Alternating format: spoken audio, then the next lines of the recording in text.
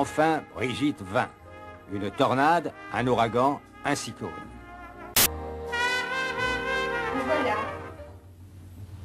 Qu'est-ce que vous en pensez? J'ai eu beaucoup de chance, c'est-à-dire que j'ai voulu faire du cinéma et j'ai tout fait pour en faire, c'est-à-dire que j'ai travaillé, pas beaucoup, mais enfin je me suis quand même donné un peu de mal, mais la chance a ouvert ses portes, les productions aussi. Je suis arrivée à être Brigitte Bardot. Je ne pensais pas y arriver du tout quand j'ai commencé.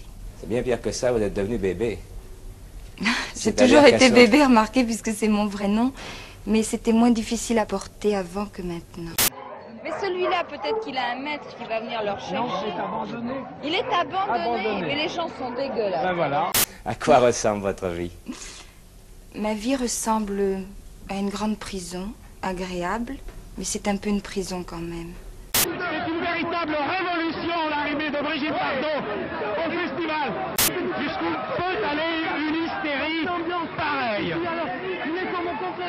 Vous aviez fait un procès contre qui? Contre tout le monde. Je vais pas par quatre chemins. Si j'avais su, j'aurais caché mon âge.